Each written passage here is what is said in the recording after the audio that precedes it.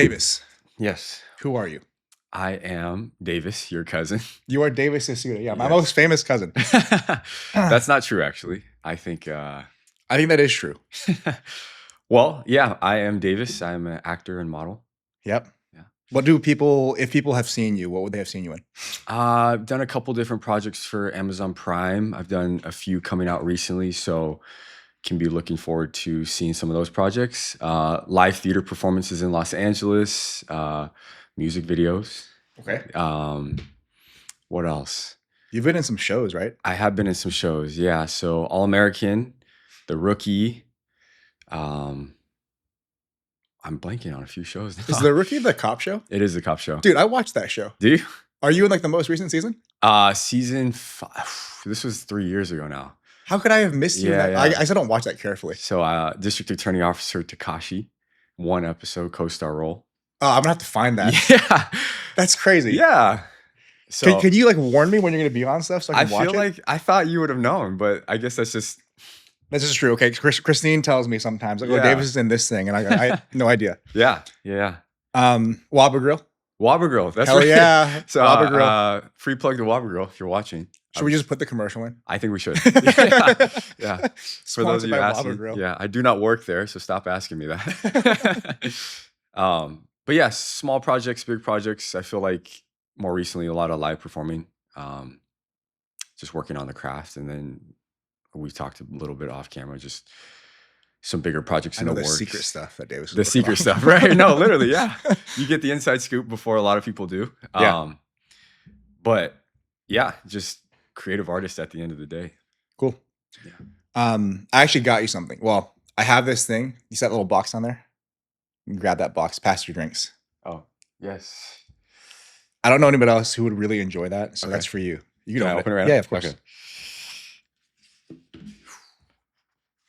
I feel like I don't know how to open this. It's nothing crazy. It's just Okay. it's a watch roll. Dude, that's amazing. So like when you travel with multiple watches, 'cause Yeah. you're a weirdo. I am a weirdo, yeah. Thank you you can put so them in much. there and they'll be safe. Yeah. That's amazing. Thank you. I feel course. like right now when I travel, it's like whatever I wear on my wrist That's to what you travel. have, yeah. And then it's Yeah. like if I have one in my bag, but now that I have this, I can carry it and make sure it's safe. I mean, I usually travel. If I do travel with a watch, it's just one on my wrist as Yeah. well. But Yeah. it's good to have a place to keep it, I guess. Yeah. Thank you. Thank you for this. I promise not to be a terrible influence and have you buy more watches than you need. Well, you already started off great. True. Yeah. And hopefully, I mean, we're young still, so we never know what's gonna happen. Yeah. When you go buy your next watch, I'll come with you. I would love that. That'd be fun. Yeah. Okay. So we kind of know who you are, and we'll dive into some of the acting stuff in the next episode with you. Perfect. But for this first one, let's talk a little bit about your background in like sports and fitness, Mhm. because you were a pretty accomplished athlete back in your day. Some would say. Some Yeah. would say no. But yeah. You can start as like far back as high school too, because I know you played like a bunch of sports. Yeah. I think it's hard to start like some places, but you're right. I think did the traditional sports, baseball, basketball, soccer for a day or two. Yeah. Was terrible. Fortunately, was able to go play baseball in college. That didn't transcend the way I wanted it Oregon? to. I was in Oregon at a small school, George Fox. Okay. Right. Were you pitching? I was pitching. Yeah. And then What was your best pitch? didn't have one. That was the problem. Yeah. I think that's why it didn't work out. But no, I like a lot of fastballs. I think I was working on a lot of off speed. I remember one of the first games we were playing another school and they had a kid getting scouted. And I remember just leaving the ball straight over the heart of the plate. And the kid took me like 340 left center field. And I was like, well, maybe I should think about different Yeah. sports.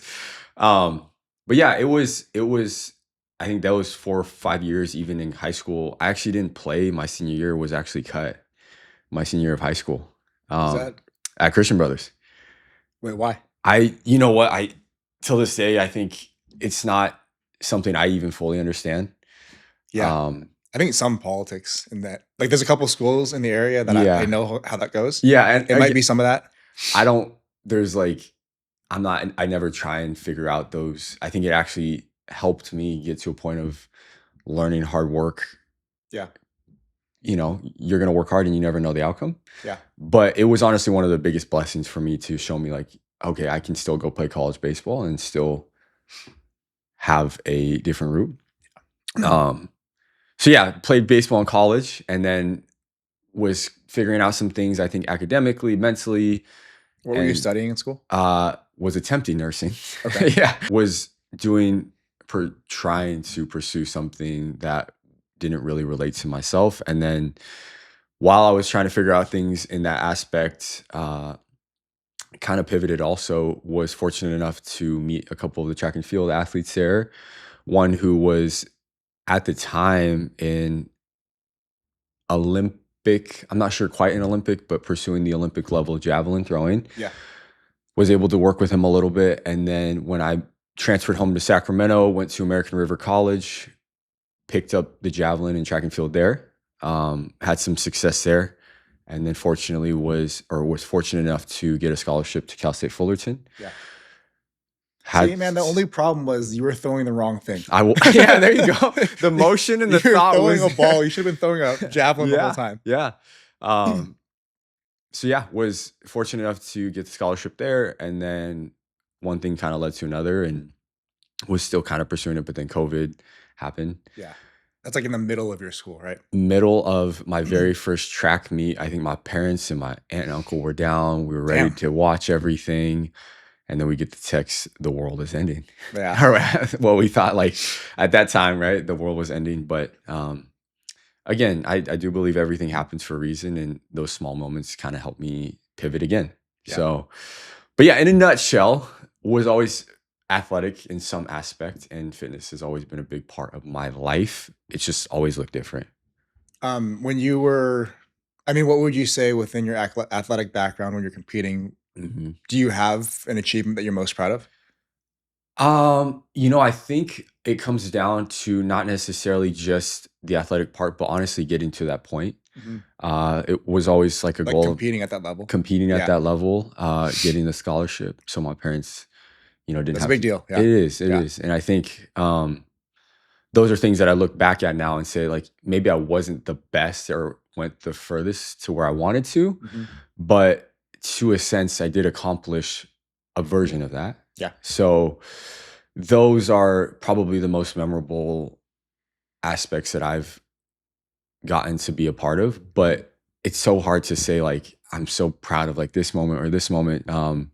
There are specific moments that like, okay, you're hitting a certain mark or you're getting to face, I don't know, a certain player or something like that on the mound where it's like, yeah, this is kind of surreal. Yeah. But again, it's such a nutshell where it's like, I'm just grateful for all of it. Like to be there at all. Yeah. I think that's the biggest thing for me is that's just that opportunity that a lot of people don't get to say they have. Yeah. So were the two sports similar enough? Because you seem to have picked up javelin really quickly.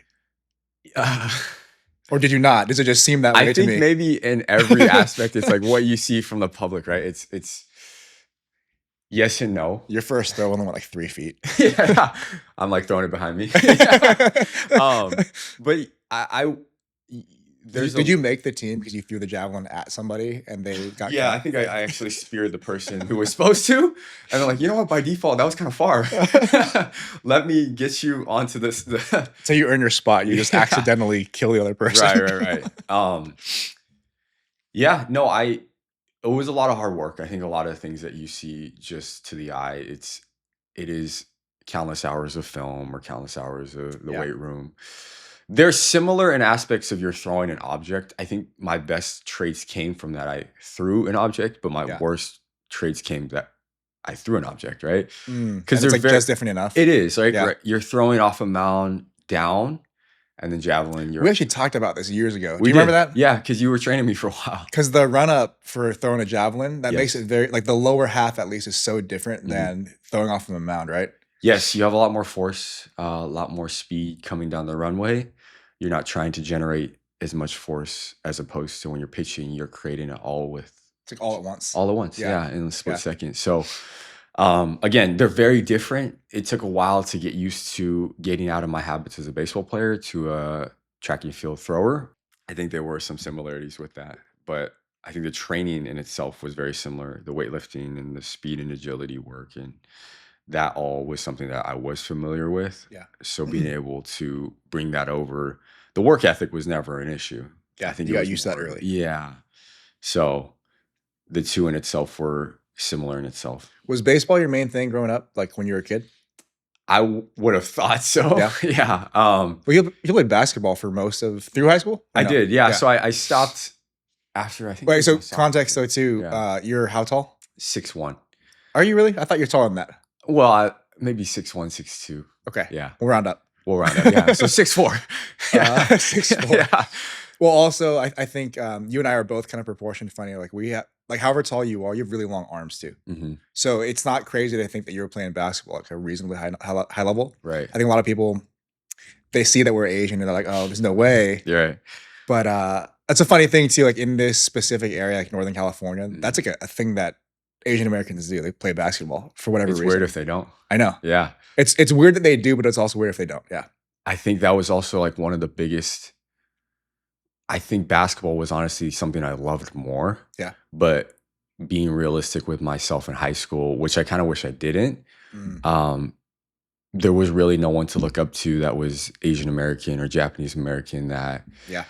was kind of doing the thing, right? Yeah. And so for me, I was like, well, I'm not gonna grow anymore. Maybe I'm not 6 foot yet in high school, but I was like, this is just not gonna work out. So let me focus on something that doesn't take as much It's like more attainable. Maybe. yeah, more attainable, which it obviously ended up becoming, but it was something that has helped me also now realize like, no, if you want to go for it, Yeah. right? Like don't let what everybody else is thinking affect the way you go about your daily life. But you're right. Just wasn't really, I don't even know if Jeremy Lin at this time was like, I don't think so. I don't Not yet. think he was even Yao Ming, and I'm not Yao 7 Ming. feet. So it's like, okay, well, I'm not going to be 7'2". Yeah, screw it. But yeah, basketball was probably the one thing that I did love a lot. But I gave it up midway through high school. Yeah, I think at some point, if you intend to play at a high level, let's say like college and above, Mhm. you kind of have to specialize, right? Yeah. There's not many people who are so good at the thing they're doing they can do too. Mhm. Michael Jordan is a great example where he was, I mean, maybe the best, probably the best basketball. And it's not like he was bad at baseball, Right. but he wasn't the best at baseball. Far from it. Yeah. Yeah. Okay, so long history of athletics, and then what do you, if you could, like, take me through like when you were in school, Yeah. whether that's baseball or javelin. What did your training look like? Yeah. Training for the most part, we obviously both was a lot of explosiveness, high intensity, fast twitch training. I would say there was a little more static lifting when you were playing baseball as opposed to when I got to Cal State. We focused a lot on Olympic lifts, Yeah. a lot of snatches, Power production stuff. power yeah. production, how fast can you move, weight. Mhm. Baseball was a little more, you would get on the track, and it's funny saying that because track and field, but I do think we did a lot more conditioning for baseball with pitchers. But we spent a lot of time in the weight room as a thrower working on those fast twitch muscles. Yeah. So at a certain point, a lot of us were getting really strong. That was probably the strongest I've been, but it was a very different type of Baseball or lifting. javelin? Javelin. Okay. Yeah, I think as far as like body protection as well, it's just you're working on such a fine-tuned, minute type of skill Mhm. that it does take so much effort into making sure you can, which is funny also, you're only throwing guaranteed 3 throws Yeah. but you're training all year round, right? So Mhm. it's like they just looked very different, right? As opposed to baseball, you're pitching every single week, and it's how can you get your body ready for that next week. Yep. And I mean, a game can be as long as it is. Yeah, so. you can pitch one Do they inning. cap you guys in college? For baseball? Yeah. Most colleges do different. I think, you know what? They do, but nowadays I'm not really That's sure. like recent that they started capping. I the think number of so, pitchers. yeah. I feel like okay. you see a lot more reserve pitchers coming in earlier. The injury though rate for baseball, I don't know the numbers, Right. but it is really, really remarkably high. Yeah, I mean, even back then, nowadays the science is a lot better, and with Tommy John and there's a lot of surgeries that it's almost you should get it earlier on so that you can come back and produce better, It's but crazy. it is like, let's hurt yourself. Yeah. And then we'll bring you back even stronger. Let's get to this point of injury as fast as possible. Right. So yeah, it is something that the injury prevention stuff, physical therapy, everything with the body and just an athlete nowadays is so more fine-tuned than it was. Back then it was, we're going to go out there and whoever can win us the game is going to win us the game. So. Yeah, no, I think that for a lot of sports I mean, all the way up to the pro level too, it's almost disappointing in a way that organizations, they don't really seem to care that much about the athletes like past their usefulness. Yeah. So it's like, we're going to have you play as well as you can for this many years. After that, you know, whatever happens, you owe well. Yeah. Next man up kind of situation. Yeah. And I mean, college as well, even if you're throwing javelin, but I think a big difference between those two sports, despite some mechanical similarities, like you were saying, baseball, like when you're pitching, you're producing so much force in such a short span of time. And you're doing it for, I mean, maybe 100 reps, right? And that's just in a game, let alone, you know, practice and all that. Javelin, if you get 3 throws, I know you're gonna be throwing in training, but not that many times. Yeah. And you have a wider span of time, like it's literally actually a runway to produce a bunch of force so that it's not all at once. Yeah. Your body recovers from that a lot more easily. And I also would posit that at least the athletes that I've coached for baseball, a lot of what they're exposed to as far as like the training side, the recovery side, I think they're a bit behind compared to a lot of like track and field athletes. Yeah. And that's not on the athletes, it's on like coaches and staff. But hopefully they all get to that point where they're caught up or, you know, cutting edge. Right. But so javelin, then did you end up changing your training a bunch? So outside of the gym, that is still track and field. Did you have to do a bunch of running stuff? We did a lot of short sprint work just to try. Yeah, you're basically a sprinter for that run up, right? Yes, you are. I mean, I'm not quite sure again, like the metrics of how long the runway is, and everyone has their own routine of how far they're stepping back. But essentially, oh yeah, you have to like figure out how many steps you're taking. You do, yeah. It's all coming back to me now. But yeah, again, everything is so calculated, even though it looks like you're just a barbarian throwing a spear. No, I don't think it does. Like, I mean, maybe to certain people, but like when you watch people do that, it's like pretty, I would say, graceful compared to a lot of other sports. Right. I hope that's what it looks like. It didn't feel like that sometimes. I'm sure it doesn't feel like that. Yeah. Like most things that look that way don't feel that way to the person doing it. I would agree with that. Yeah. Especially javelin. It's such a specific movement. But you're right. You do have to, because essentially it's like starting a car. How quickly can you create that or start that engine so that way you can create the amount of force that you need or whatever your engine needs to be able to create that force, which will ultimately help you throw further. Yeah. Right. So some people can do that with 5 steps without running up. Oh, that's wild. It is. Yeah. And those are those freak of nature athletes. Have you seen that before? I have. Person? Oh, yeah. Crazy. I'm like, why can't I do that? Yeah. So it is. It's very specific to each person. But I remember the most we did was we would do a lot of 400s. We would do a lot of quick 200 work, a lot of just track work. We work in with the sprinters every once in a while. If you had to guess, how long is that? Do they call it a runway? How long is a runway? If you had to guess. That's a great question. It's obviously not 100 meters. I would say maybe. Well, I wouldn't have known that. So yeah, and obviously, like what I'm saying right now could be completely wrong. Fine, we'll check later. Yeah. I would say I would think about 50 meters. Okay. So you have a good enough room. It's usually down the center of the track, and then the infield is where people throw. So endurance capacity is not really the concern. It's more so like figuring out the mechanics of running, being able to build speed in a short distance. Yeah, I would say that a javelin thrower would not be considered endurance at all. Yeah, if anything, more of a high intensity, as close as you are to sprinting than it is to a cross country long distance runner. Gotcha. Yeah. So I mean, the training that you were doing then, what would you say the split was, or what did a training week look like for you when you were throwing? Yeah, so we would usually compete Friday, Saturday. You're going to travel maybe Friday or Saturday. Track meets are usually the whole day long. Earlier in the week, depending on how you felt, would be more of that recovery. You would do a lot of med ball work. You'd still go through the motions just to flush out the system. and you would still lift pretty heavy. I think those first couple of days, just to initially, so your body doesn't lose that sense of power, you would still lift pretty heavily or heavy early on, maybe less sets, higher weight. As you started progressing closer to the meet, you would start to taper off. You would start getting more outside. You do more actual physical technique on the runway, get the body used to whatever track you're going to be on. A lot of mobility. That was probably the most mobility I had done. Yeah. Just as far as like low back, hamstring, lower body, because it does take a toll on you. Right. So how many weeks out of a season would you be competing? Yeah. So usually in the spring, your coach or you and your coach would sit down and we're kind of talking about, okay, we want to go to these big meets, right? So whether it's Texas, Oregon, Long Beach for Cal State Fullerton, and you'll start picking and choosing. Like, you obviously can't throw every week. Your body's not going to be able to handle that. So I would say at most, before you get to the regional level, your conference, and then nationals, or if you go on further, you'll probably have 8 to 9 chances at qualifying or getting a good mark. So ultimately, what is that?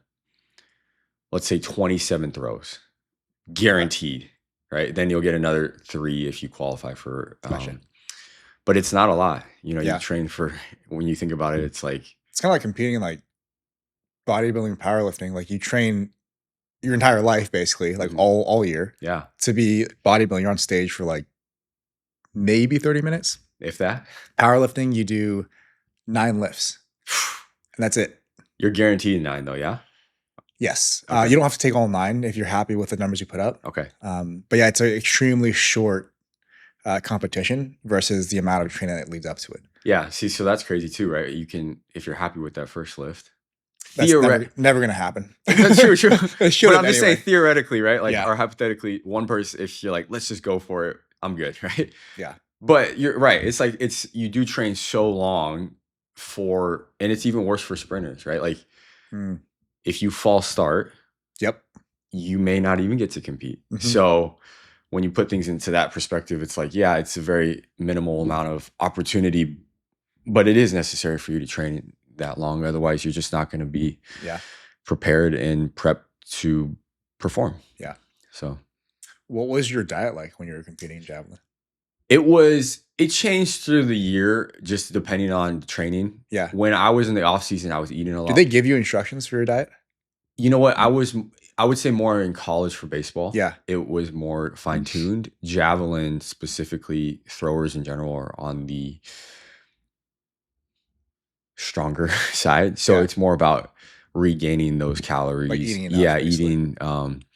And when we train specifically, I wanted my body to perform a certain type of way. So I was watching more specifically, but I think, again, it depends where you go to school. It depends what programs they give you, offer you.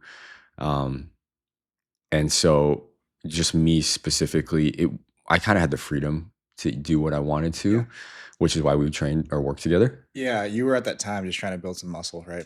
Get a little bit leaner. I knew what I wanted my body to look like so that it could help me perform the best. Yeah. Right. And so that is when, that's why we started training together, working together. Yeah. How many years ago was that, if you had to guess? So it was probably pre-COVID.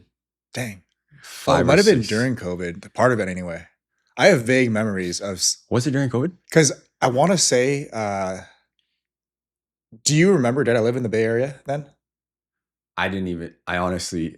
Yeah, I don't know if I remember either. I'm like, I don't even know if I knew you lived in the Bay Area. I was like, okay, that's cool. I don't think. Okay, I'm just gonna say yes. Who knows? Who knows? We were Zooming a lot. You were more in the thick of it with.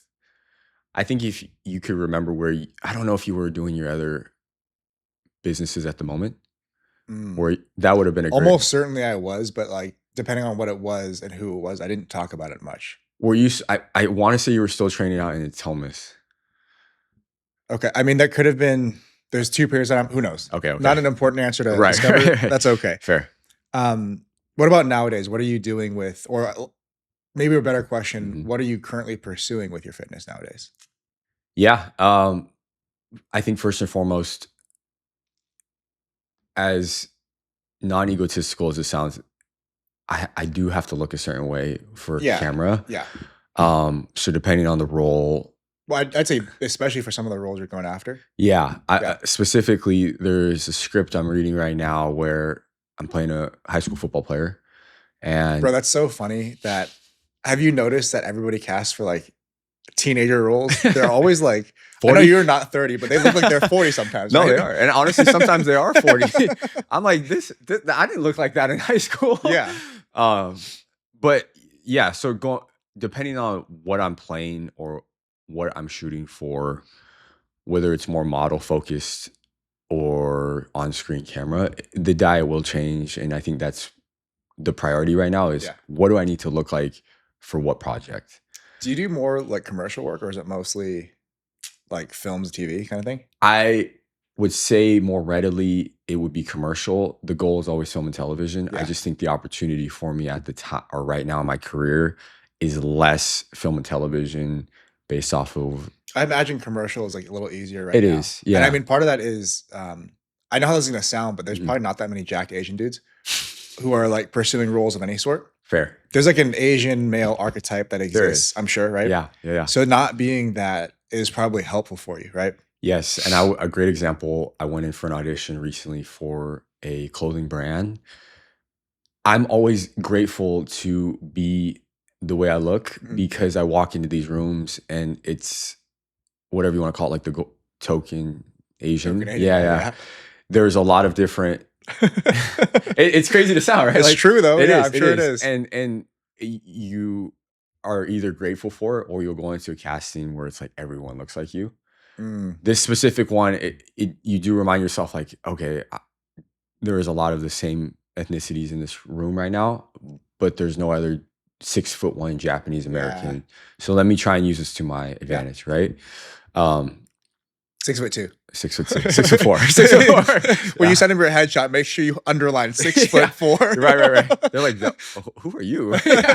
You don't look that tall. Put on your big boy shoes. So yeah.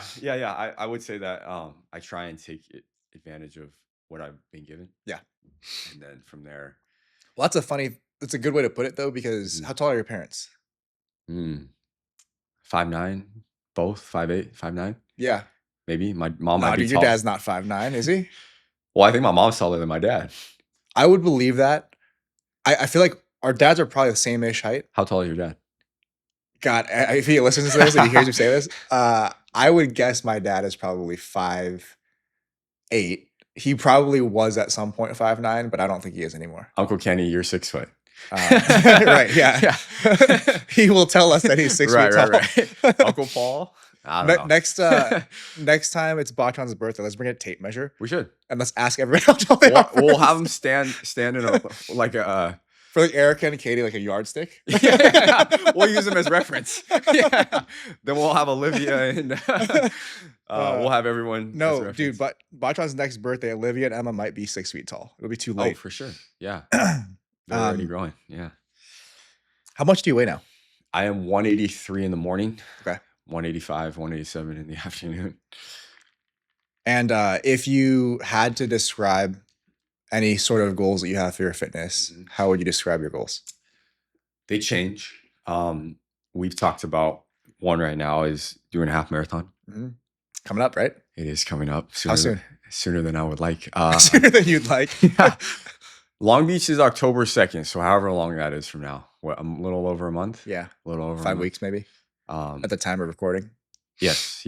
So that'll be the first. I did just sign up for literally right after we talked.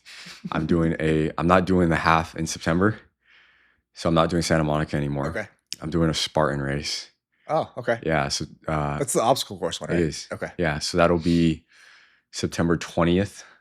That's probably more fun. I think so. I don't know if that's true, but it seems fun. They do have like where you throw the stick into the. Oh, dude, you're gonna win that. Yeah, I'm like, can I start with that one? So I was like, if that's what I get to do versus running, sign me up for that. Yeah. So yeah, that'll be the first thing that I'm attempting. Then Wait, so that's this month?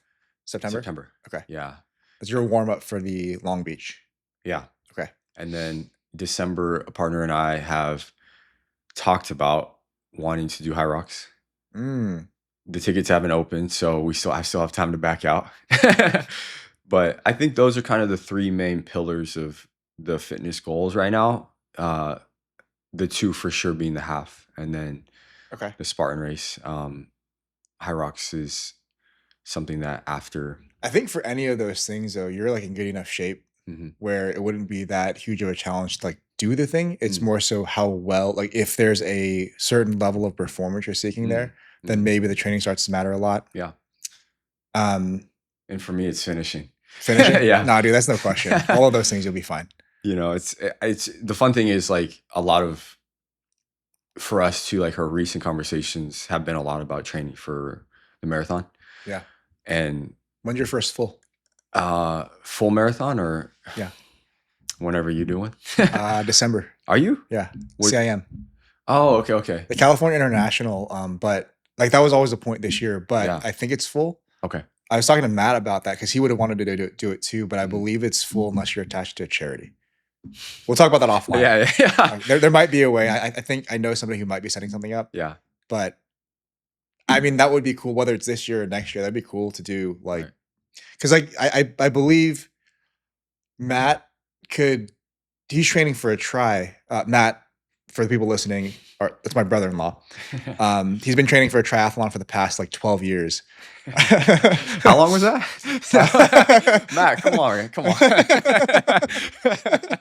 I'm going to send just this clip to him. But I think he'll be in good enough shape where he'd be at least as fast as us, fast or slow, however you say that. But it'd be cool. Like I think me and Kristen were just talking about this. One of the challenges for her wanting to do something like that. Yeah. She just signed up for her first half a couple of days ago. But one of the challenges for her is she knows like if we do a race together, it would be really difficult for me to run at the same speed as her. Of course. It would hardly be a run sometimes. No, is it going to be hard for you to run slow, or is she going to run so fast that... Yes. But no, fully seriously, I get it. Like the feeling of having somebody with you like alongside as you go through the suffering is nice. Something that I enjoyed about like my first race was that there's so many people there. It didn't matter what speed I was going at. There's always going to be like a bunch of people around me. And I think for her, she'll have that experience as well. But it would be that much more special. Like the first mock half that I did was with Matt actually. And one of my former clients, Ross, shout out to Ross. Ross is way faster than us too. Like is he properly fast. He took phone calls while we were. Wait, what? Yeah, he was on the phone. Like, I got like 5 minutes. I'm not joking. Really? He was, I swear. Well, shout out to whoever that guy is. But yeah, Ross, he paced for me basically. So. And what was your miles or what were you I finished 2:02. Okay, cool. But what I was gonna say though is that experience was very special to me, or felt very special to me because like two people that I know and care about were like with me the entire time. Of course. And I think that would be cool one day. Like I don't know that we'd all finish at the same time, but like being in the general vicinity or like closer to the general vicinity would make it even more special and even more fun. I think personally for you and I would like to think that we would challenge each other to see who can. I will be mentally challenged the entire time. No, I think both of us would get, I know for. See, the thing is, I have a head start because I started doing this a little before you. For sure. But I do believe, and I'm not saying this just to be kind, I believe you're a better athlete, just baseline. You're more athletic. You have a longer history of athleticism. And you're taller than me by a little bit. Okay. So every stride that you take is like 104% of one of my strides. But I think it'd be cool. I have a feeling, a strong suspicion that you'll catch me in the next like couple of months. And then I'll try my best to keep up. Well, I would love to put it on camera right now that we do run for sure a half in, so you were talking about San Francisco? Yeah, if you want to do that one, I think that's October 18th. I would love to put on camera that we do one within the next year together. Okay. Yeah, and let's make sure, and then for sure, I would love to bring Matt into this as well, that we could, maybe, I don't know how. We'll have to kidnap him, but that's yeah. I'm not like, of course, September is soon, but if not this one, then I would love to just have it on camera that we do one in the next year.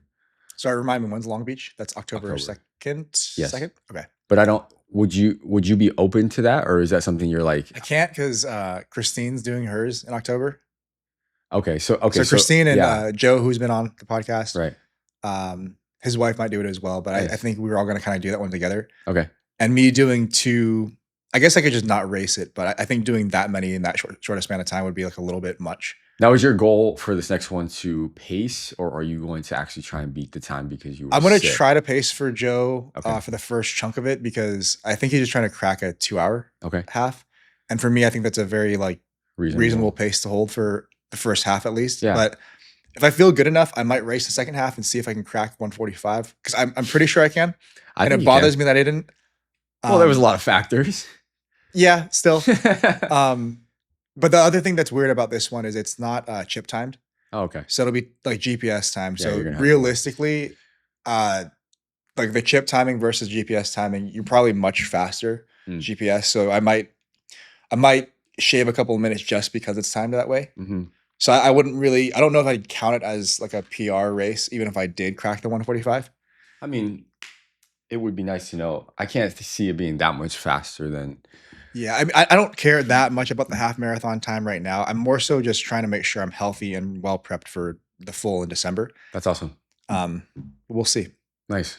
I'm looking forward to that for you. But yeah, for you then, so you have a variety of things going on. I don't know if a Spartan race is a thing you train specifically for, because I don't even know how to train for it. Build an obstacle course. Right. I'm sure if you call my dad, he would love to build an obstacle course for you. Yeah. Some old school tire pools. Yeah. Getting down and dirty and doing some. No, but that's just maybe the part of the appeal of a Spartan race. Like seriously, for a lot of people, is that you kind of. I don't imagine many people go there knowing what's going to happen. I don't even think I want to know what's going to happen. Exactly. Right? Yeah, it's a nice surprise. Yeah. High rocks you obviously could train for specifically. Sure. Right. I think the road races simplest thing to train for. Just of course. Run. Yeah. Do you have though? Is there a certain level of performance that you're chasing down for any of those things? No, the fun thing for me is that the older I get, it's really about just you get. How old are you? 27. Yeah, right. As I get older every year. Let's rephrase that. That does happen. Yeah. We talked about that. For better or worse. I just want to continue.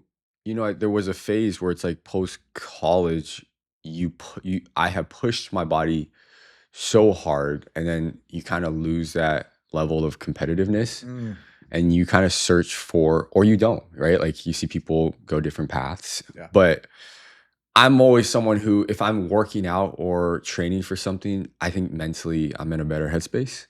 Yeah. So looking forward to something is something that I'm looking forward to, but at this moment, it's not really a set goal of mine to have certain, I need to finish in this time.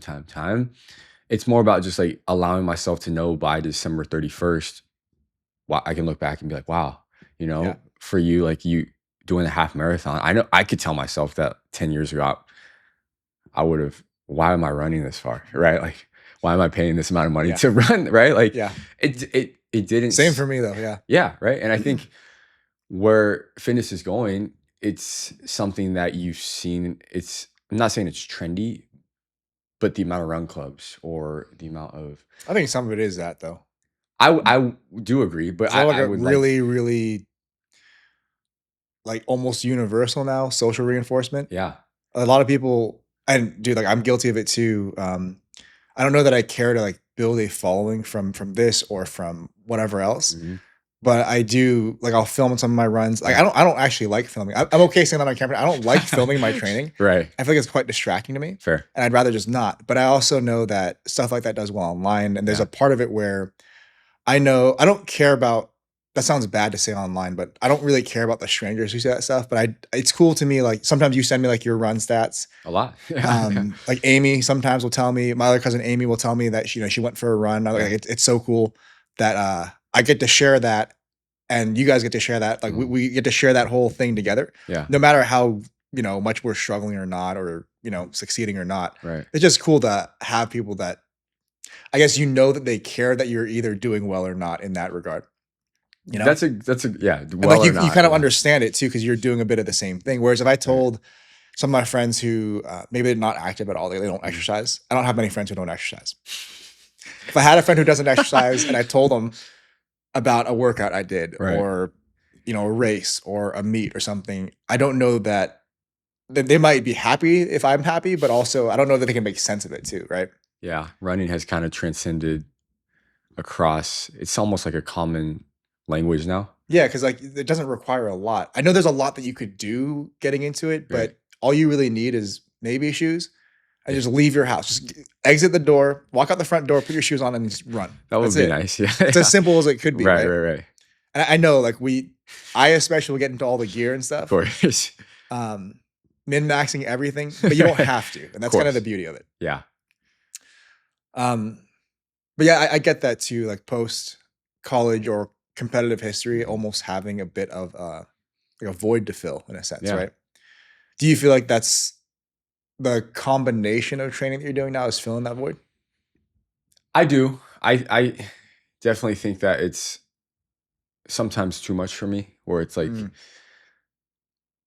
again, it's good and bad, where people being so common is that like you can compete with other people and with Strava or Runner or Instagram and people posting their times, it can get sometimes very competitive to the point of like, who's going to be the first one to say, I'm going to rest today, right? So I do think it's been a great filler for me, but I also know my limits. Like I'm not, I guess maybe not. But sometimes I do. Yeah. But I do, I am very highly competitive as you are, and you want to keep going and pushing the boundaries. And when you hit that 10 miles or 13 miles, you're like, I just did that. What's next? Right? Like you kind of keep looking for what is that you're doing a full already.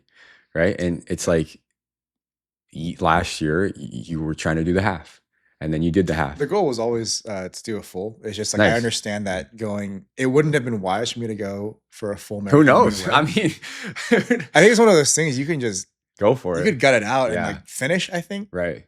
But not in a way that would be enjoyable or productive. Right. That's one thing too. I don't know. It kind of sounds like you feel the same way, but nowadays, especially, I think about my fitness in terms of my health. 100%.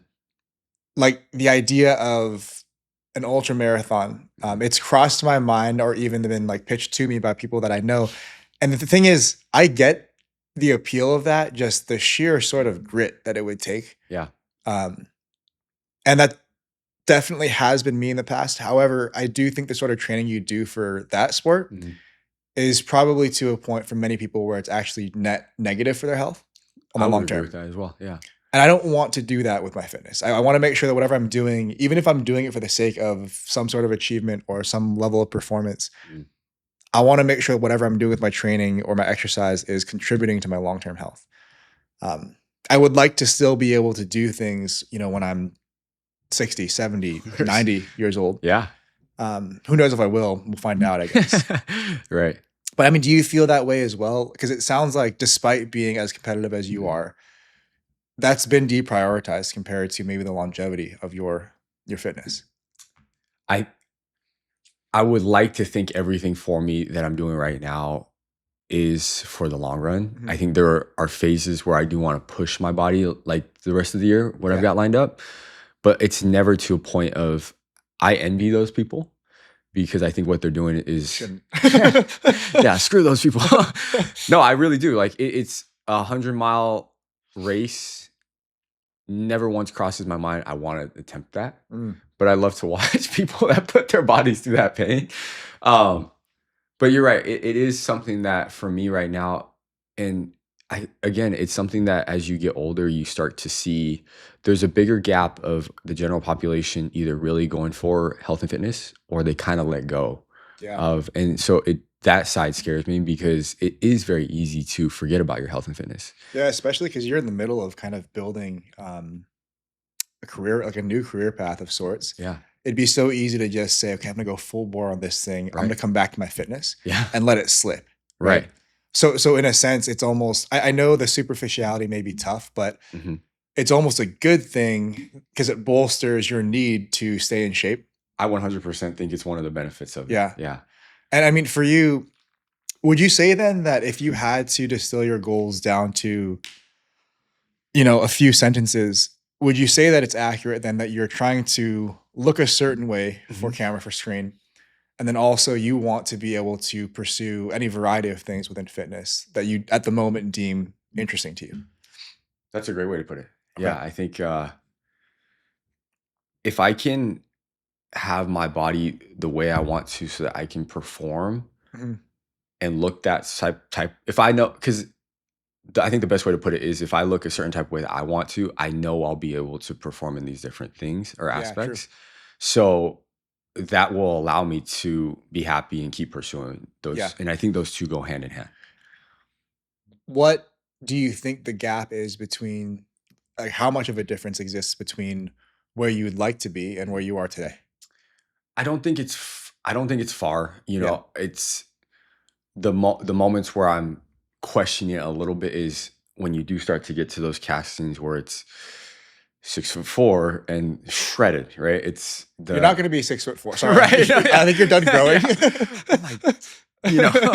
But those moments where you forget the work that you put in, sure, and you do start to. It was harder on earlier in my career where you didn't feel worthy of being in those rooms because growing up, you would see people on the billboards and it's very cookie cutter, or the Mark Wahlberg and Calvin Klein, Marky right? Mark. Yeah, Marky Mark, right? So there's a certain type of figure for that being a male you would like to have, but then you have to remind yourself like you are in that room for a reason. Sure.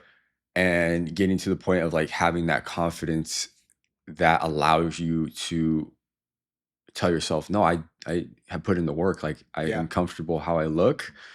And that changes all the time too, because you may think a certain type of way about how you look versus how other people think. For sure, yeah.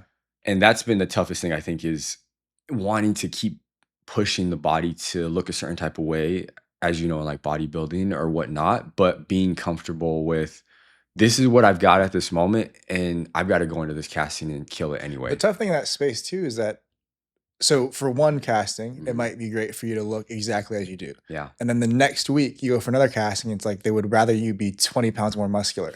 And then another one the following week, they'd rather you even be slimmer, right? Yeah. And you can't actually, even if you could, it wouldn't be wise to try to shift your body that frequently. Yeah. So for you as the actor, then it's kind of tough because you have to decide, how would I like to look? That is, I guess in a sense, it's like almost versatile. Right. And that's tough because I would bet too, if you were huge, like competitive bodybuilder, huge. Yeah. I don't know that that'd actually be good for your acting career. Not mine for sure. Yeah.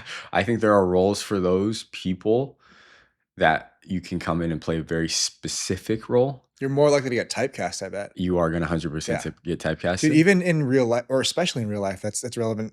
Dude, even today, I was at the gym and this guy, I've never met him before, but we were, I asked if he wanted to share the platform because he was clearly waiting for one. And we did, and we spoke a little bit. Yeah. And he, not in these words, but he basically said like, wow, it's great that you're so nice because you kind of look like an asshole. Again, that's not what he said to me.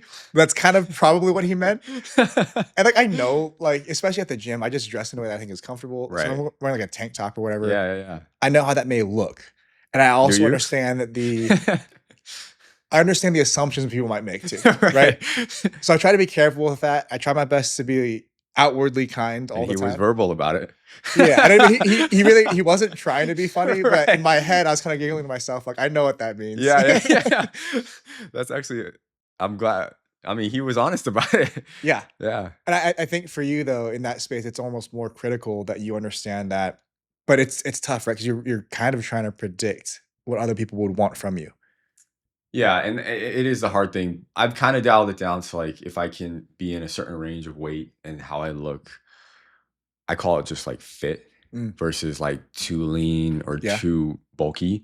I think now that the modeling has taken a little bit of a turn for me and I'm getting more castings, but oh, God. You want to look like this girl? Hold on a second. So, just so the podcast knows, I'm leaving this in. Davis was telling me what he wants his physique to look like. He just showed me a picture of a white lady. Oh my gosh. I'm sorry, I can't help you with that. I can't help myself with that either. But so you're talking about Sure. looking more jacked without having to try. Like something like this then. Yeah, where it's not even bulkier, but it's more just Like it's like more muscular, leaner, but about your size. yeah, because I don't think he's that much bigger than me, I don't think so. but I think he's definitely more Crazy chest though, crazy shoulders. yeah, and the definition of it is like, okay, we get it. But I think that for me is too like would probably be if there is a question, it would be what do I do to get that? Yeah. So basically, what you're looking for is you want to be like a little bit more muscular, Mhm. maybe in like very specific areas too. Yes. Also, probably a little bit leaner, Mhm. and that's cool because we were talking about this off camera. If you needed to for a certain role, you could almost like dress that down, Yeah. where you can make yourself appear. It's really easy if you're quote unquote too lean to make yourself look less lean. Okay. Or if you had enough time to make yourself actually less lean, very easy, right? The entire world, like the developed world, is combating being too fat. So it would be no problem if you ever had to do that. Of course. So yeah, I mean, we'll dig into that. Let's start here first. So Mhm. what is your current approach? So if that's a goal of yours, Mhm. how are you currently trying to accomplish that? Yeah, I'm pretty lucky at the moment that I'm fortunate to be pretty flexible with my diet. My dog just ran downstairs. That's what happened. But yeah, your diet, what is that like right now? You know, it does change. I think with my training, I try and eat in moderation. Sure. You know, I'm not really at a point of counting anything. We do eat at home pretty clean as far as like, Talk me through like what is a normal day then for you? yeah. So I usually fast in the morning. We'll do coffee. Mhm. And then at some point, I'll do like 4 or 5 eggs with 2 sourdough pieces of toast. Okay. And then after training, That's why there's an egg shortage. yeah, I'm sorry, America. Actually, I'm not. But so after training right now, also just to get my fruits and vegetables, I'm doing like doing whey protein with milk, blueberries, raspberries, strawberries into a protein shake. Love that. And so that's kind of my post-meal workout so I can get through whatever I need to. And then for dinner, I'm usually doing chicken. When I get sick of chicken, it'll be salmon. I haven't done a lot of red meat recently. I do love red meat, but those will usually stay consistent of just trying to get those proteins. Sweet potatoes, I did misplace yams for sweet potatoes recently. So it's like close to the same it is, thing. but Yeah. I'm like, okay, well, let me just try this because I thought it was a sweet potato. Yeah. But yams and then some sort of green. Okay. And that'll kind of be what my diet looks like. I'll give myself the weekends or if I'm traveling to be a little more lenient on like, yeah, I want to spend time with people. Let's eat. I had a burger yesterday, right? Like being home, your parents want to cook for you. I'm going to eat it, right? Yeah. I don't have to pay for it. I don't have to cook it. So by all means, I'm going to indulge in it. Yeah. But again, I think once you start reading a script and you know where you're going, if you need to look a certain way, that's when you start dialing things in, whether you need to eat more or eat less. Yeah. And then also the training, whether it's a longer run and I'm more hungry, like I do try and go off the satisfaction of how is my body feeling? Yeah. I don't ever try and starve myself. I don't ever try and my body right now does a pretty good job of like letting me know, yeah, I'm hungry, right? Yeah. Or if I don't eat at a certain time, then it's like it's time to eat, right? So that is kind of what the day looks for me as far as eating. How different is a day? Like let's say you are traveling, or you are home. How different is that compared to your normal days? Not that much different. For instance, like when I drove up this past week, I knew we were going to eat out. So I actually didn't eat that much. I ate breakfast at home before I got on the road, just did the eggs and toast, and then got coffee midway through the drive. But if I don't, I will have the tendency to want to stop at a gas station and indulge in gas station food. Man, what do you get? I usually do corn nuts or sometimes if it's in the morning, those little donut holes. That's kind of my go-to. But in order for me to like not indulge in those, it's like if I eat during the morning and then grab a coffee midway through. Good strategy. Yeah. Yeah. And then that way, when I get to wherever we need to go, I'm okay to be like, all right, well, I didn't eat as much or indulge in as much sugar that in the morning, so then I can have a little more fun with my diet in the afternoon and not feel terrible the next day. Yeah. Yeah. I guess going through your diet then, I imagine the struggle for you, especially as you get busier and you book more roles, it's going to be how do you manage to travel and to eat well enough? Yeah. Because there's going to be a lot of times where if it's work, you may not actually feel like you want to indulge in the same way that if it's Bachan's 90th birthday, we're going to eat whatever we eat. Right. But yeah, if you're traveling much for work, it's not necessarily the case that you're at the airport, like, oh, I really, really want a cheeseburger. But you sometimes might feel like that's what you have. Of course. So I think maybe for you developing almost a preset SOP for traveling, eating when you're traveling would be helpful.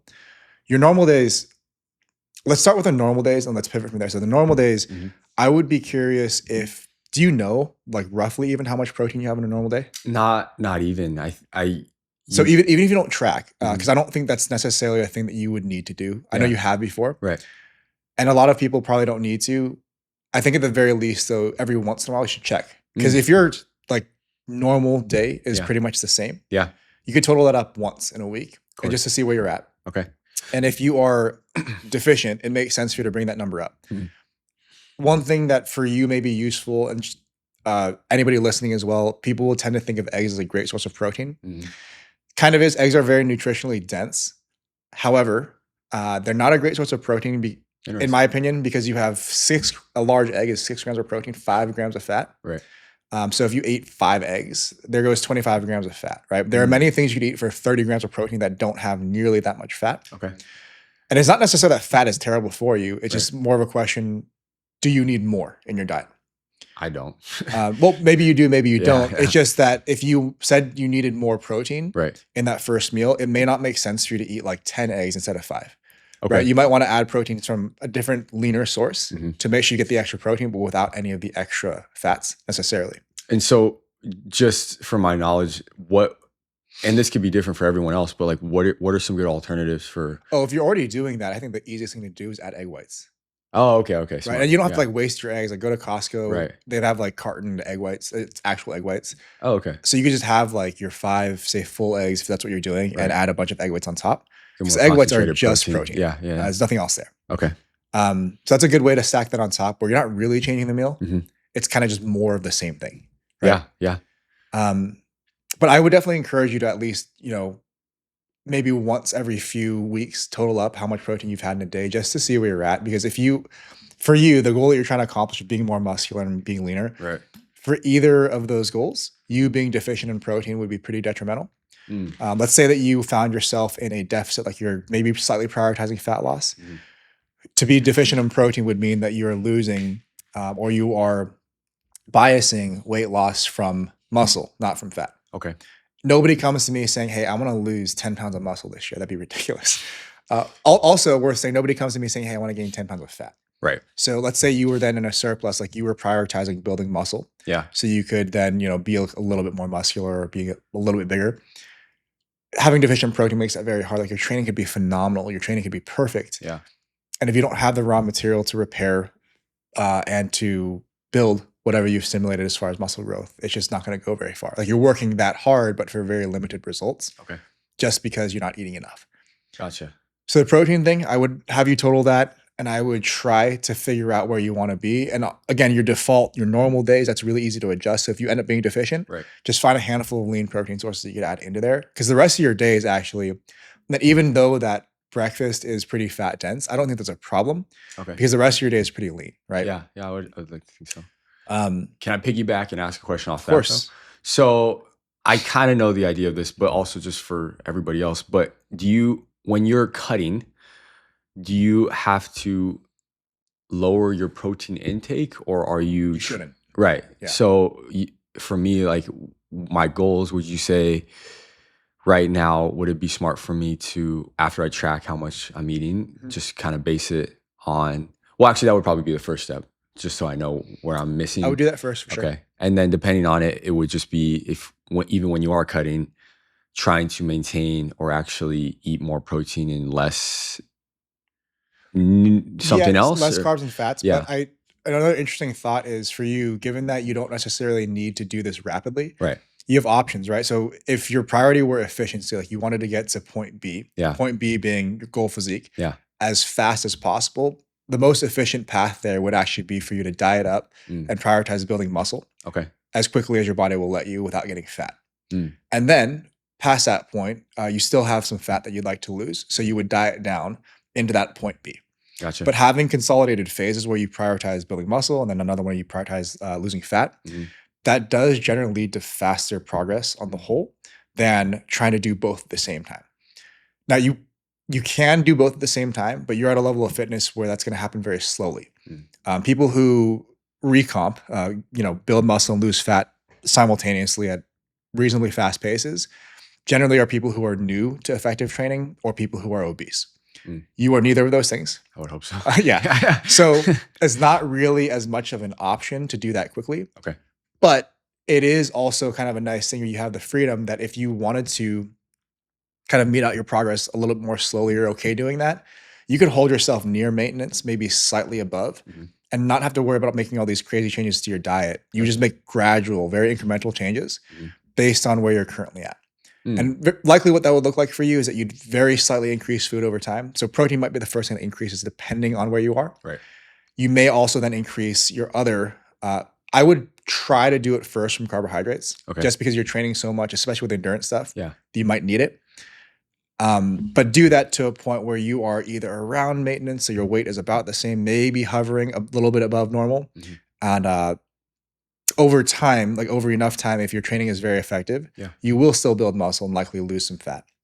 Again, that is a much slower process though. Do you think that you have any preference between like the speed of progress?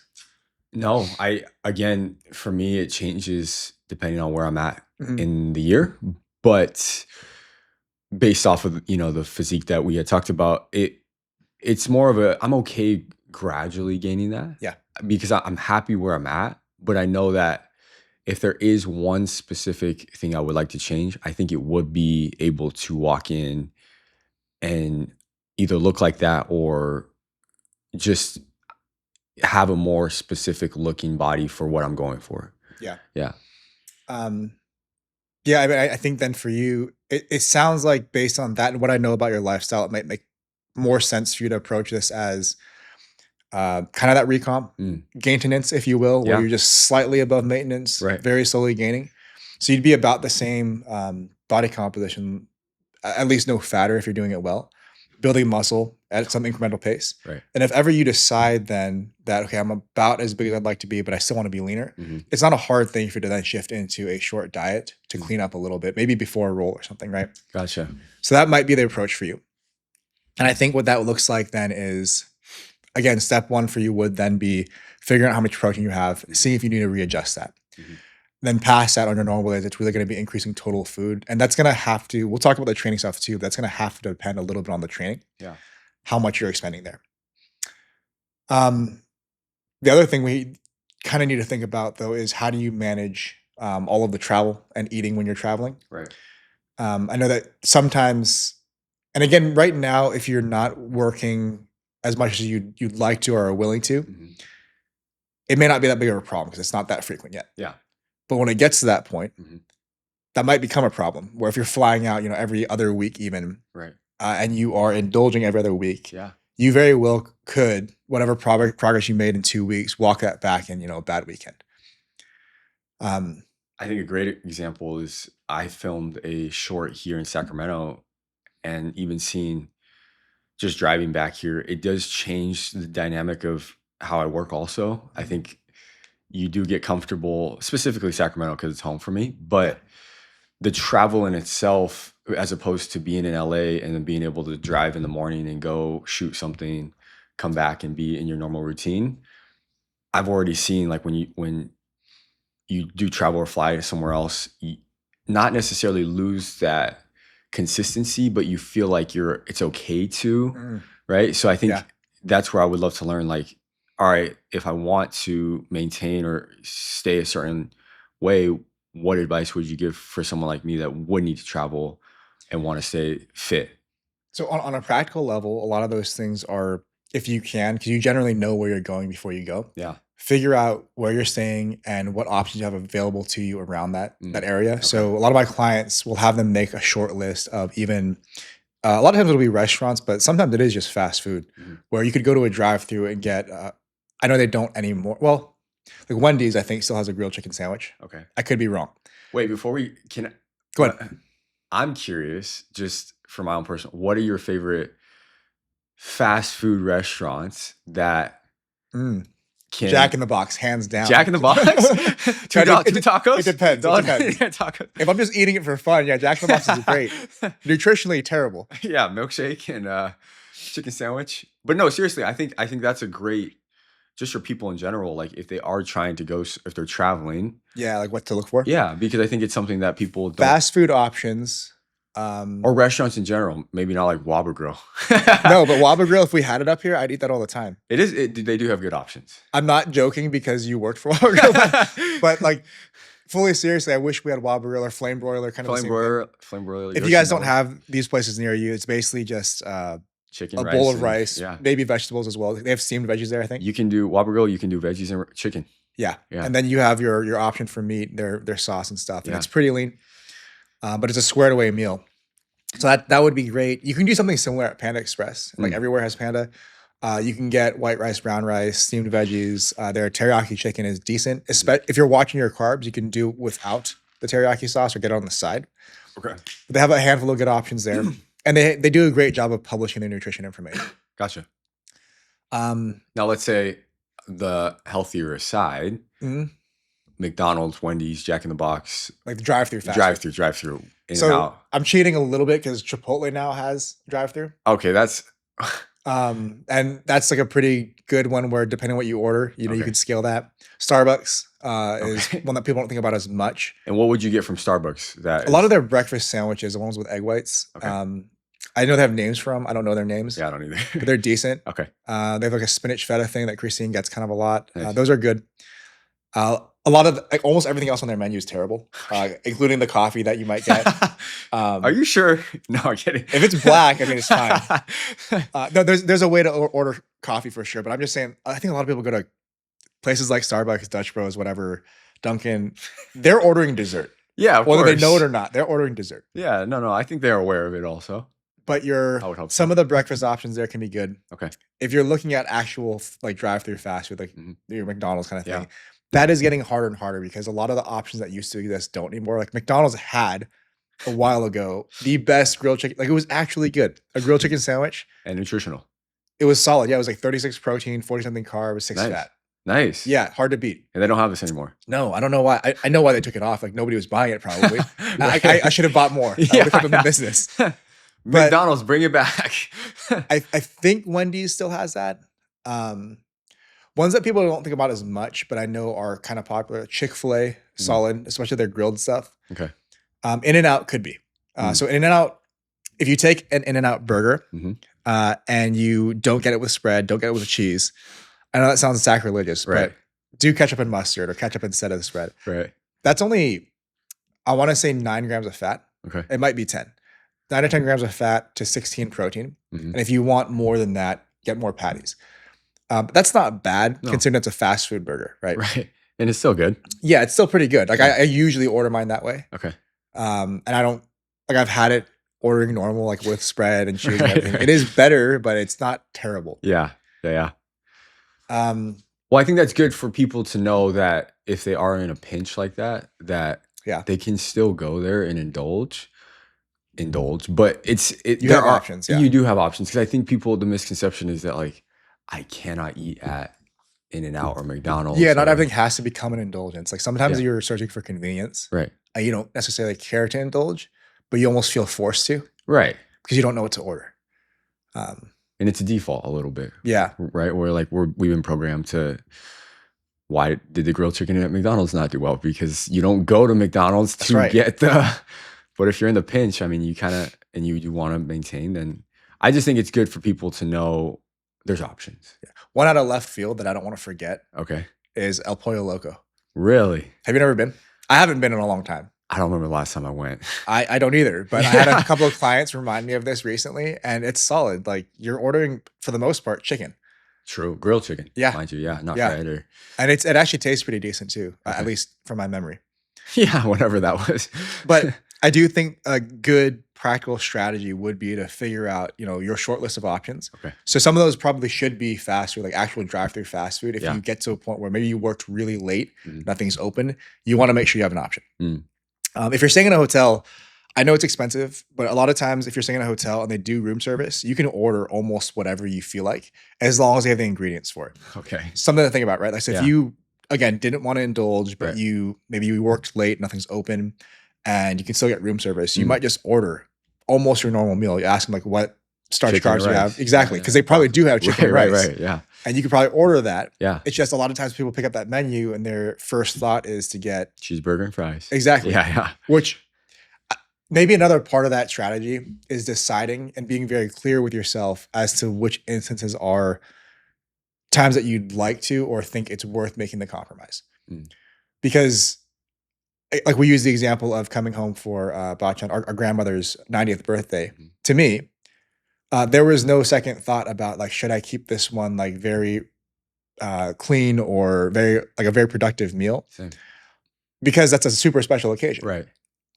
Whereas if, let's say, in the past like 5 years when I was building another business, there were weeks where I was working like 80+ hours. Mm-hmm. And there were nights where I would finish way too late to cook. Yeah. And way too late to get like most things. Right. And it's tough to be in that situation where you have no prior thought about it. And you think to yourself like, oh, I might as well just eat shit. I think that's the normal response. Yeah. Right? Yeah. But if you already had prepped yourself with a strategy where it's almost like you're telling yourself that if things go that way, here's what I would do. You plan it out ahead of time. So all you have to do at that moment, when it gets to that point that you're, kind of at your wit's end, you just follow your own instructions. Gotcha. Right. So when you're traveling, having your short list of actual fast food stuff, maybe room service if necessary. Yeah. DoorDash makes this really easy too. It's just expensive. Fair. Another thing though is like you could have a list of restaurants. So even if you have a type of job where you're eating with like, let's say your castmates or production crew, whatever, coworkers, what have you. Mm-hmm.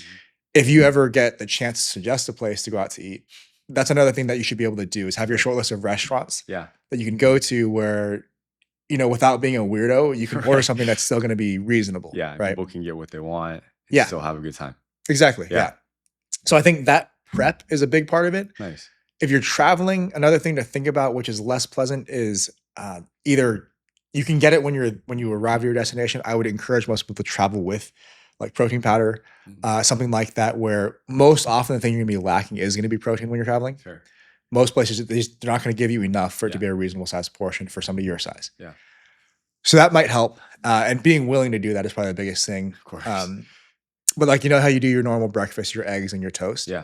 You could basically make something like that you can travel with. So for me, when I used to have to travel for work, it's a bit much, but I used to basically make oat flour and mix it with whey protein and my creatine, and I would measure them out into plastic bags. Okay. It looks like I'm traveling with drugs. Yeah. I was like trying to imagine what you're going through. I used to like, no shit. I used to actually put a Post-it note that said "not drugs," and I don't know if that's better or worse, but it said "not drugs" on top of the packages. I think it depends where you're going. But I would travel with these plastic bags and bring a shaker so that every day I can at least start the same way. Nice. And it saves a ton of time too. Yeah. Should you not be willing to go so far though, you can just as well, when you arrive at your destination, find a grocery store, a CVS even, and get Fairlife, Premier Protein, whatever it is, right? Yeah, whatever they got there. And that's still gonna help, and it's gonna be highly convenient, but still a component of your strategy to keep your protein sufficient. Nice. I do think the biggest thing there though is the less practical part of that strategy is like making the decision to yourself first. Which of these occasions are the ones where you actually want to indulge, and which are the ones that you want to kind of keep yourself more precise? Okay. Because there's a time and place. Only you will know if the compromise is worth it, but the time and place can't be all the time everywhere. Right. And I think that's the risk that you're kind of up against in the near future is as you get busier, it may feel like the time is everywhere all the time. Yeah. But it's something that you would definitely regret later on. Okay. At least I think you would. I would think so also, actually. So on the dieting front, I mean, that's kind of what I would recommend that you do. So your normal days, figure that out first because it's most of your days. Yeah. And then a secondary strategy for all the times that you're traveling and maybe having a little bit of a harder time there. prep that strategy before you ever have to go, right? Gotcha. The third component there, and it applies to either one, but probably more to the traveling strategy, is you want to make sure you actually have a chance, enforce this for yourself, but a chance to evaluate how effective that strategy was in case you need to change it. Okay. So this is like a starting point. The first few trips you go on where you actually test it out, you'll know pretty quickly what works and what doesn't. And then you can kind of adjust based on that. But I think a lot of people skip the eval portion of that strategy and they keep trying to do the same thing over and over again, even if it's not working. That makes no sense. Little insanity. Yeah. Yeah. So on the dieting front, at least that's where I'd start you. Okay. Do you have any other questions about your diet? I think actually the first part of all of that is just being realistic with yourself. Yeah. I think it's a lot easier said than done to say, yeah, I'm going to choose these restaurants around me and then pick and choose. But I think the consistency part is how disciplined are you to really stick to that? Sure. So I think that's for myself, what I need to do first is really see like, where do I really want to dial in and then pick, because you're right. Like depending on where my goals are or where I'm traveling to, what I want to indulge in. But I do like all the options. I think the best thing was knowing that there is options and then maybe not taking the oats and the pre-made fake drugs with me places. Fair. I mean, traveling with whey protein is pretty easy. Like you could bring yourself like a bag for sure, of that, or you could keep it in the the tub. Yeah. But I do like that.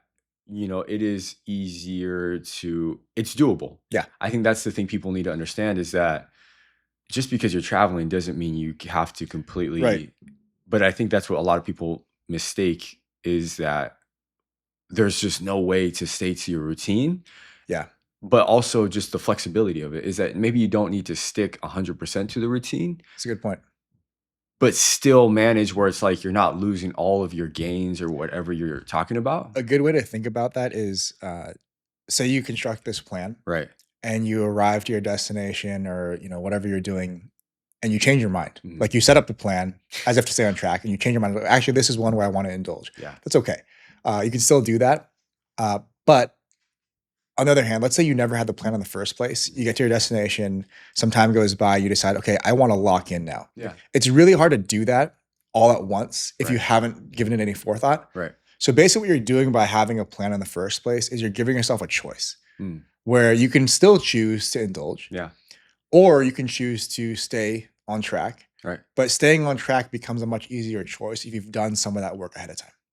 Yes. So you're not putting it all on yourself in that moment. Right. You're kind of spreading that work or that required willpower, if you will, across a longer span of time. Right. So it's not so difficult to make a good choice. Yeah. So ultimately being prepared so that way when you do get to wherever you're going, if you do want to pivot, you have the option. Right. As opposed to getting there and saying, let's go 0 to 100 and not having anything prepared. And now you're scrambling. Exactly. And then ultimately what I see a lot is that when you start to scramble, you can't figure it out. And then what happens? You revert back to what's going on. Right. So I think with all being said, have the plan, but also be flexible with your plan. Yeah. As opposed to trying to figure it out on the fly. Absolutely. Gotcha.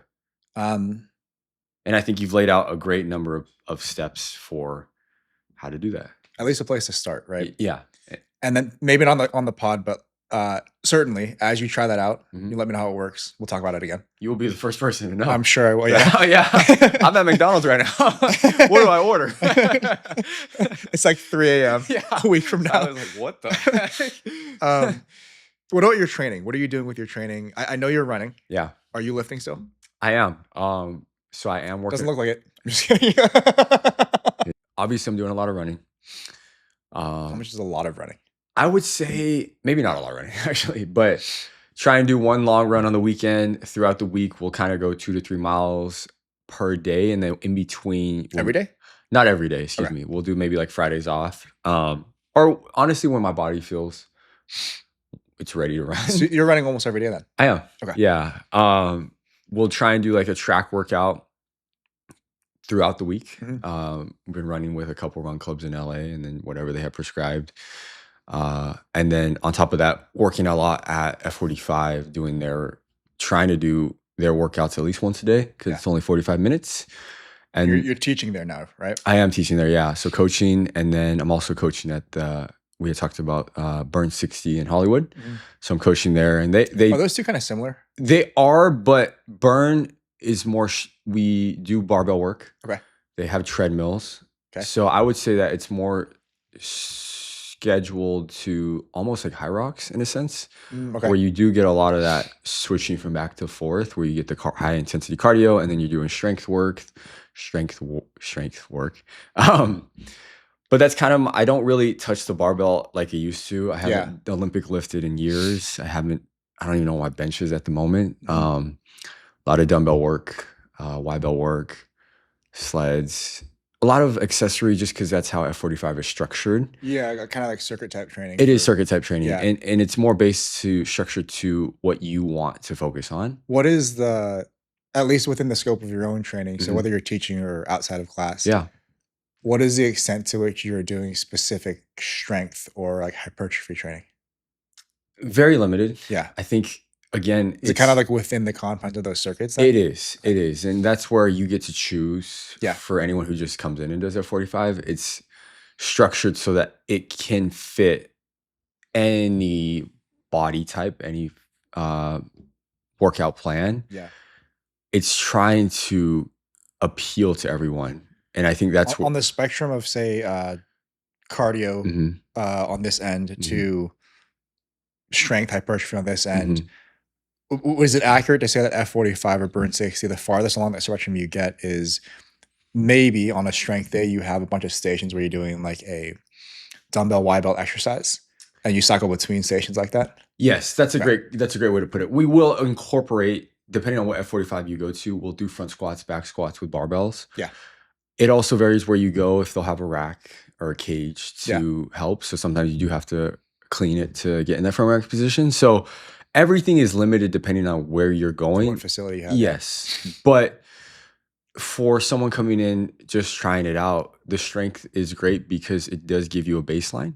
And we do have days where we do benchmarks of your typical bench, your pull-ups, your push-ups, your deadlift to see where you're at. Yeah. And I do think that's a good opportunity for people who, and again, there's a wide spectrum of people who come in. Yeah. And I'm grateful to have worked with all of them to see the different variety of people. But ultimately, it is more of the functionality of your longevity, and we're trying to keep you healthier longer. So hot take, but this is my professional opinion. Yeah. Circuit training is a little silly if your goal is to be in better shape, mostly because it's not efficient in its approach. What I mean by that is, let's say that you wanted to improve cardiovascular, cardiorespiratory fitness. Yeah. You'd be better off doing something that got you to a higher heart rate, higher respiration rate sooner. Because let's say you're doing like a dumbbell circuit. Yeah. You're not moving fast enough for that to be comparable to, say, being on an assault bike, running on the road, right? Yeah. And on the other side of that, other end of that spectrum, let's say on the strength hypertrophy side, if you're doing things structured in a circuit where rest is very limited, you don't have enough rest to actually have subsequent sets that are of high enough either quality and or past a certain force threshold for that to be very stimulative for strength or hypertrophy. So you kind of get, unfortunately, not the best of both worlds, it's like the worst of both combinations. Fair. I do think, so in defense of all those classes, I will say for many people who are not willing to do either of those things independently, that's a good in-between. Right. So for a lot of Gen Pop, solid option. Right. For Davis Yasuda, as his strength base or his hypertrophy base, probably not a useful choice for you. I agree. And I also think that's, to be fair to you, that's partly because of your history. Like you've gotten to a certain level of strength hypertrophy where it's just what you'd be doing in a circuit is so far below that it's not going to be stimulative. Yes. And I do agree. I think, and I do want to say this because I do coach there, right? Like I think for He's gonna get fired. like I want to make this very obvious that like we're talking in terms of me as an athlete versus someone who's never worked out in the last 5 years. I don't actually care if they can. For me, it's great to see them move in their body. For sure. And that's where it's like when I do work out there, it's honestly in between classes when I can do what I want to do. Okay. Because Do I think cardio days are great for me? Yes. Like I gets my heart rate to that red line or you know, zone 4 or 5, wherever you want to be. So, yeah. So I do try and program my workouts. They're actually not similar to the actual workouts that are programmed, but I do try and work out. Like squeeze in between the classes. Yes. Yes. So how much time would you say you have? I usually have about an hour.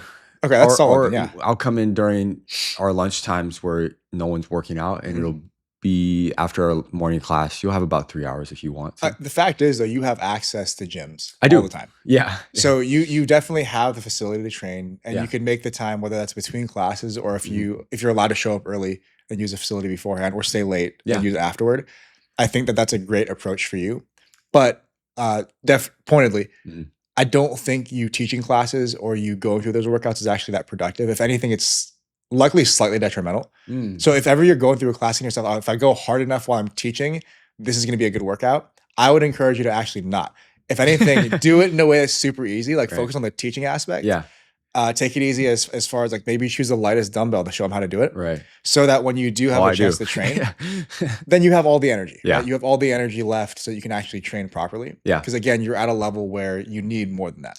I think to go back to that also, I usually take it if I know I am not getting a workout in that day, where it's like I need to move my body a little bit.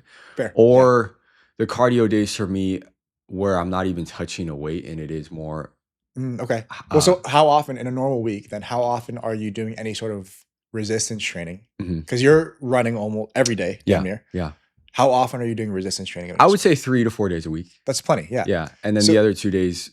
So the way also our gym is set up, it's Monday, Wednesday, Friday is strength. Tuesday, Thursdays are the cardio days. Yeah. Saturdays are hybrid, and then Sundays are kind of back to that hybrid schedule. But I do try and also in between at like my own apartment gym, you know, I do like to just stay there too, because you have more opportunity to lift the way I want to lift. And and I'm going to say this again, where for athletes who are at that higher level, you will plateau very quickly in a setting where it's like you were talking about. Like if you're just doing circuit training. Exactly, right? Like that's where when I first started, it was great for me to get my heart rate moving in that sense, because it's not something I'm used to. But again, I say that sparingly because I do think it's a great opportunity for people to work out. Well, maybe the way you go about this then, as far as structuring your training toward that end goal is, so you do plenty of endurance, and that's basically as needed or however much you want. So if you're training for an upcoming race, I'm sure that weekly mileage would start to creep up. As far as maybe what you consider functional fitness, some of that cross training stuff, you can get plenty of that in your teaching. Yeah. So for you, the one gap that may end up existing then is the structure that holds you to a point where you're effective in resistance training. And I think that's also something that, going back to what we were talking about for a plan, I actually think that'd be great for us to sit down and talk about as well. Like to have a more. I mean, the abridged version of that, I think for you, you should choose a list of exercises that you either are good at or you plan to get good at. That you can do at any one of the gyms that you go to. Okay. So that, you know, on any given day, if you know, say, just as an example, say you go upper, lower repeating. So it's upper A, lower A, upper B, lower B. Those are your 4 resistance days. Okay. If you went about it that way, all you would then do is choose exercises out on the upper body session, hits like your entire upper body. The lower body session, same thing for the lower. Yeah. And choose exercises that, again, you're either already good at or are going to get good at. And you just do those in that sequence. So it's like, whether you're at, you know, gym A or gym B, you know, you can still do any of the workouts. So whatever day it's supposed to be today, if it's supposed to be upper A, doesn't matter what gym you're at. You can still do it, right? You can still progress those movements too. I think it's nice having the simplicity where you set up exercise selection first, and then over time, progressive overload. That's like the simplest North Star you could use for your training. Right. Just make sure that you're increasing some variable over time, or as often as possible to an extent. So you're either going to increase weight, you're going to increase the number of reps per set or the number of sets. Not indefinitely, because you'll eventually get to a point where you have to walk back probably reps and sets to increase resistance. Yeah. And also at some point, you don't want to be in the gym for 3 hours. So at some point, you'll have to walk volume back. Right. But as a very general starting point, I think figuring out what is the structure, you know, like which workouts in a week are you going to do, and then what exercises fall into what workouts. So you have a structure that you can compare, week 1 to week 2 to week 3 and so on. Right. Because you can already do that with your endurance work. I know that. Yeah. The class stuff that you're doing, it doesn't matter that you do because that's just kind of keeping you mobile, keeping you functional. But I do think currently to your end goal for your physique, the biggest gap is currently the resistance training. I would agree with that. And I also want to encourage you, like knowing I've coached you before for the not the same goal, but something similar. I want to remind you that when you are, Derek actually said this on one of the episodes recently. Yeah. If you are coaching yourself or like programming for yourself, it is remarkably easy to make the excuse or any excuse to do less than you should. Fair. That's a very valid point. I think for you, sometimes you might find yourself saying, okay, maybe today is not a day where I need to lift really hard because I taught 3 classes and I ran in the morning. Could be valid. Yeah. But might not be. Right? Yeah. So almost similar to the whole idea of having a structure or a plan before you travel. Same thing. Set up a plan for your training. So you already know what you're supposed to do. Yeah. You show up to the gym knowing what you're supposed to do. There's no question anymore. Yeah. You can talk yourself out of it, but you probably won't. Fair. Right? Yeah. So I think for you, maybe setting up some sort of a plan or some sort of a structure that you can both follow, and then the comparison between sessions, that's kind of the eval thing we were talking about for the diet as well. And I do really, for somebody like you, I really like the idea of simplifying exercise selection where it doesn't matter which gym you're in, you can still do it. I would agree with that. So it's going to be a lot of free weight stuff. Yeah. But I trust that you're well enough versed in most exercises that you're going to be okay I would like to think so also, yeah. So we have kind of an idea what you might do to start out with, at least for your training and your diet. Thinking ahead, or even to this point, what do you think is currently or will be your biggest struggle in pursuing whatever you'd like to do with your fitness? I think we've already talked about it, but I think the consistency of the schedule. Yeah. I think I'm not even where I know I'm going to be as far as how busy I'm going to get. After the mic. Yeah. So I think just as far as the busyness of the schedule, I think I'm busy now. Yeah. But I know that it's not even remotely close to what it's going to be like. And some of that, I guess on one hand, though, you can be as busy or not busy as you'd like. So if you do really well with your career and you're like very much in demand, you can also just decide not to take jobs. For sure. And I think I'm already fortunate, like we talked about with the Shakespeare. Dave was just almost Shakespeare. They didn't want me. They didn't want me. An Asian Shakespeare. Very progressive. But yeah, going back to that, I think I'm even at a point now where I like to think that I can pick and choose what roles I take, which does open up my schedule. Yeah. But as far as what would be the most challenging thing for the goals that I'm trying to achieve, it's just the consistency. I think going back to where I'm at, what I'm doing, what my day looks like, trying to fit in all the working out or working out and then just trying to stay consistent with the schedule. Yeah. But I do like to think it's such a high priority for me that I would make time for it, just because I do know when I'm working out, I'm mentally better in a better headspace. For sure. So it's that fine line of where do I fit it in my schedule, but then also, again, where is it going to go in the schedule? Just that consistency. Some of that sounds like just organizing yourself, figuring out how to do that, right? Yeah. That is trickier given the nature of your work, but I would say that that's still something that's maybe more important than for you. I agree. And for whatever it's worth, I think that even if you become very busy, you decide you want to work a bunch, there's probably so much, not even personally attacking you, but a lot of the times when people start working with me, the biggest obstacle for most people is going to be actually having enough time and or energy to train or to eat well. Yeah. Right. So what we might do is a bit of an exercise where we essentially audit their day or their day-to-day life, and we figure out where is the wasted time, where is the wasted energy and attention that we could then bring back and put in toward their fitness. And I guarantee, like, no matter who you are, you waste some probably pretty large amount in a day. Yeah. And I think for one, figuring out where that waste is, it's not even to say that you should never be wasteful. There's some times when it's nice to just not have anything to do. For sure. I'm trying to figure that out myself nowadays. But I also think that building the capability to like know that you're supposed to be doing something and just execute the thing, follow through on the commitment. That is a crucial thing for you to build. Yeah. And if you can, say you even overbuild that capability, I don't think you'll regret it because you can scale it back eventually. Yeah. And I have to admit bias. I know anybody who's known me or followed me for a long time knows that a lot of my perceived success came from a place of if I had a superpower, it would be time management or organization that I exploited to a degree that was probably not healthy for a long time, but it did allow me to succeed at a lot of the things that I did succeed at. But I stand by the point that having overbuilt that, it's much more preferable to have to then scale that back than it is to always be chasing your tail, trying to figure out how to make time, how to not be tired or lacking energy to do the things that you said you were going to do. And I don't think you regret that. Like the work ethic that you had, or maybe you do. I think this is a good point. I don't regret the end result. I do sometimes think to myself that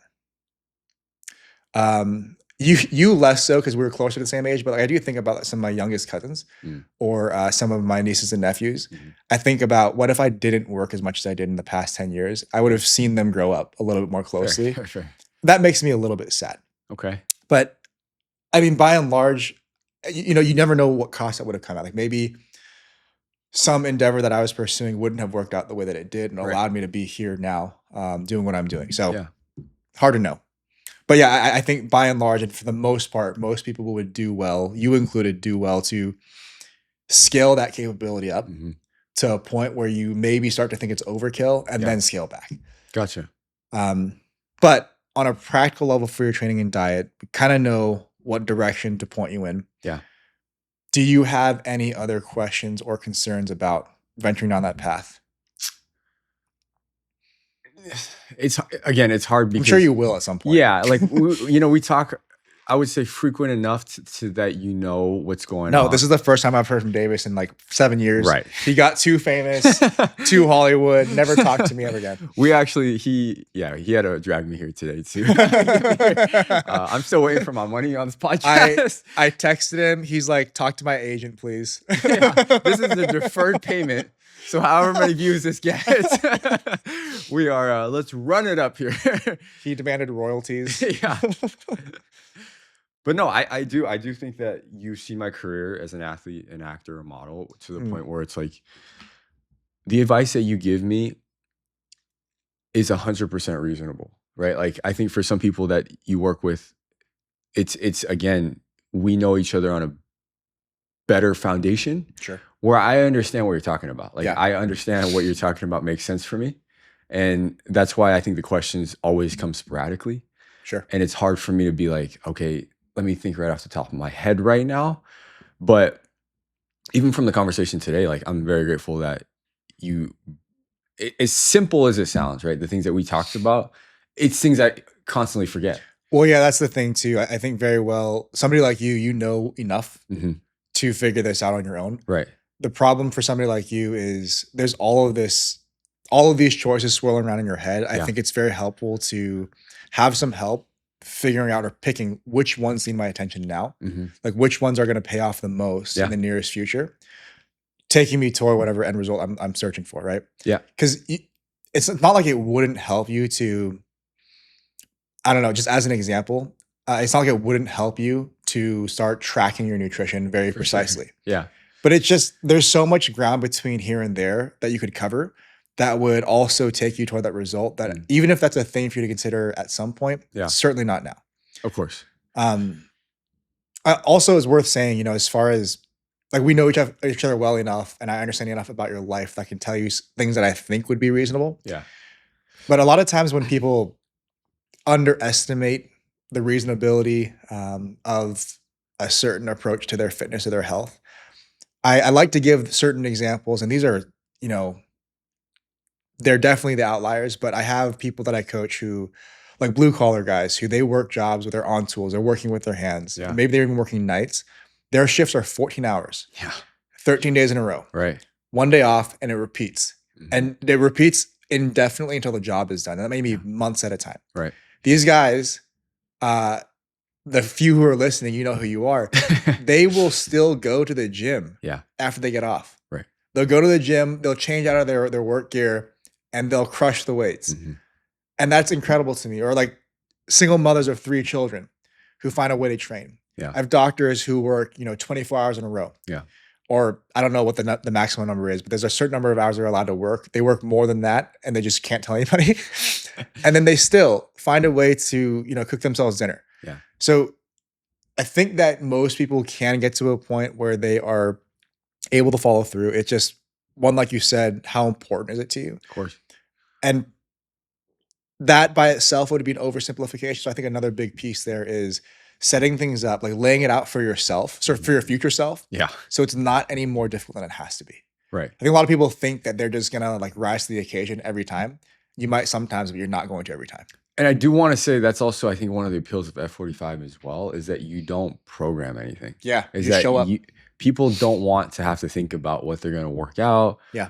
To the point of like, even at Burn, I will let you know how much weight I think you should be, and we'll scale it back from there. He just starts everybody at 400 pounds. Oh, first time working out, we're gonna PR today. Have you ever front squatted before? Okay, 400. There you go. But it's true though. I think people like the simplification of not having to. They want, if they have a full day of work. Yeah, it's the last thing you want to think about. Right. Planning out a workout. And it's hard for them to even get to the gym. So if they can simplify it, then they're able to say, I don't have to do anything except show up today. Right. From there, that workout. And I think F45 does a great job at that from that standpoint. But again, going back to people that are working 14 hours, it does boil down to how important is it for you? Yeah. And what do you want your life and your physical fitness and health to look like down the road? Yeah. Because it's not necessarily even for right now. Like it is going to make a difference in your life one way or another. Yeah. 15, 20, 30 years, if you know it or not. Yeah. Absolutely. I think both of our dads actually probably good examples because they were very athletic when they were younger. And they're getting to an age. We're both laughing. They're getting to an age where, I mean, Dad, if you hear this, I mean, we talk about this. Like, he's not the athlete that he once was. And Does he know that? Yeah, I think it wouldn't be reasonable to expect that. But like my dad started running again recently, and I'm so excited. I'm so proud of him. But it's one of those things too where if you don't maintain that capability, it's much easier to maintain whatever capability you have than it is to try to rebuild it later on. Of course. So my dad, he will. I know that he will rebuild that capability. He'll be able to run. He's going to try to beat Christine in a 5K in October. Are we putting money on it? Who are we? Dude, honestly, maybe we should. I think we should. If you're home in October, by the way, I don't know what my role is in that. I'm supposed to run it too. Okay.